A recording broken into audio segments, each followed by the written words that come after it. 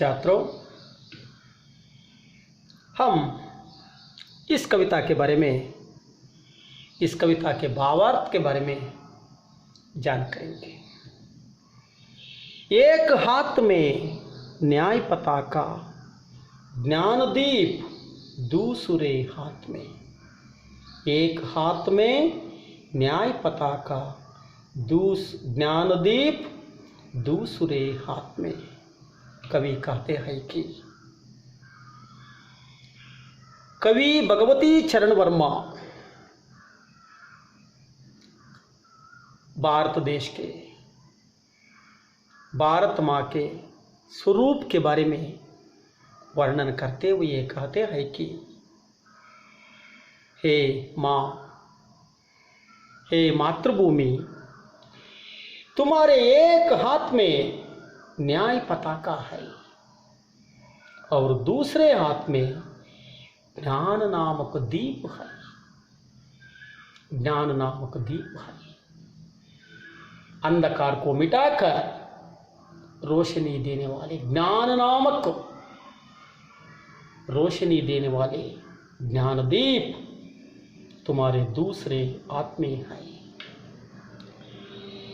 जग का स्वरूप बदल दे हे माँ, हे मातृभूमि, इस जगत का स्वरूप बदल दो। हम करोड़ों भारतवासी तुम्हारे साथ में हैं। करोड़ों भारतवासी तुम्हारे साथ में हैं, तुम्हारे साथ हैं। इस जगत का स्वरूप बदल दे माँ, इस तरह प्रार्थना करते हैं। कवि ಮಾತೃಭೂಮಿ ಹತ್ರ ಪ್ರಾರ್ಥನೆ ಮಾಡ್ತಾರೆ, ಅಮ್ಮ ನಿನ್ನ ಒಂದು ಕೈಯಲ್ಲಿ ನ್ಯಾಯ ಪತಾಕೆ ಇದೆ, ಎರಡನೇ ಕೈಯಲ್ಲಿ ಮನುಷ್ಯನ ಅಜ್ಞಾನವನ್ನು ನೀಗುವಂತಹ ಜ್ಞಾನವೆಂಬ ಜ್ಯೋತಿ ಇದೆ. ಈ ಜಗತ್ತಿನ ರೂಪವನ್ನು ಬದಲಾಯಿಸು, ಈ ಜಗತ್ತಿನಲ್ಲಿರುವಂತಹ ಅಂಧಕಾರವನ್ನು ದೂರ ಮಾಡಿ ಜ್ಞಾನವೆಂಬ ಬೆಳಕನ್ನು ಕೊಡು. ನಾವು ಕೋಟ್ಯಾಂತರ ಭಾರತೀಯರು ನಿಮ್ಮ ಜೊತೆಗಿದ್ದೇವೆ. सभी ओर जय हिंद नाद से गूंज उठना चाहिए. सारे नगर में, ग्रामों में जय हिंद नाद का स्वर गूंज उठना चाहिए. ಎಲ್ಲ ನಗರಗಳಲ್ಲಿ, ಎಲ್ಲ ಹಳ್ಳಿಗಳಲ್ಲಿ ಜೈ ಹಿಂದ್ ಎಂಬ ನಾದ ಮೊಳಗಬೇಕು. हे मातृभूमि, तुम्हें शत शत बार प्रणाम करता हूँ. हे मातृभूमि, ನಿನಗೆ ನೂರು ನೂರು ವಂದನೆಗಳನ್ನು ಸಲ್ಲಿಸ್ತೀನಿ. तुम्हारे एक हाथ में न्याय पताका है, दूसरे हाथ में ज्ञान नामक दीप है. इस जगत का रूप को बदल दो. हम करोड़ों भारतवासी तुम्हारे साथ है. सारे नगर में, सारे शहर में, सारे गांवों में जय हिंद का नाद गूंजना चाहिए. हे मातृभूमि, तुम्हें मैं शत शत बार प्रणाम करता हूँ. इस तरह कवि इस कविता में प्रार्थना करते हैं. हे ತಾಯಿ, ನಿನ್ನ ಒಂದು ಕೈಯಲ್ಲಿ ನ್ಯಾಯದ ಪತಾಕೆ ಇದೆ, ಇನ್ನೊಂದು ಕೈಯಲ್ಲಿ ಜ್ಞಾನವೆಂಬ ದೀಪ ಇದೆ. ಈ ಜ್ಞಾನವೆಂಬ ಜ್ಯೋತಿಯಿಂದ ಪ್ರಪಂಚದಲ್ಲಿರುವಂತಹ ಎಲ್ಲ ಅಂಧಕಾರವನ್ನು ನೀಗಿಸಿ ಬೆಳಕನ್ನು ದಯಪಾಲಿಸು.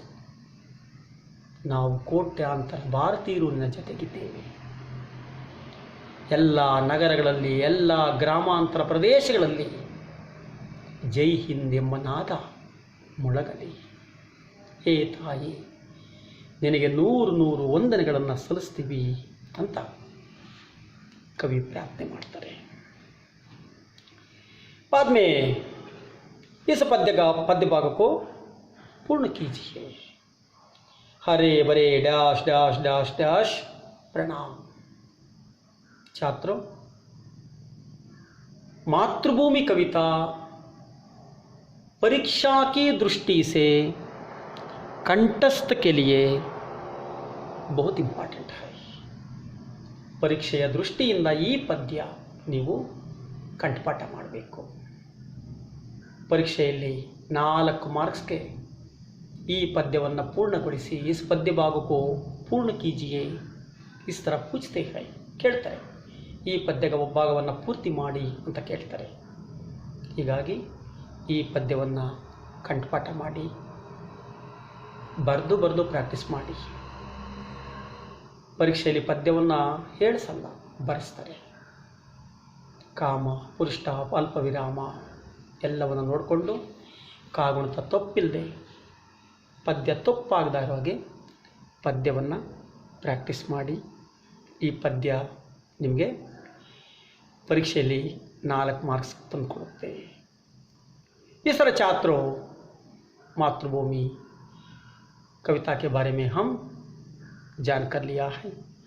कवि का परिचय, पद्य के भावार्थ के बारे में, प्रश्नोत्तरों के बारे में, इस कविता में आने वाले व्याकरण अंशों के बारे में हम जान कर लिया है।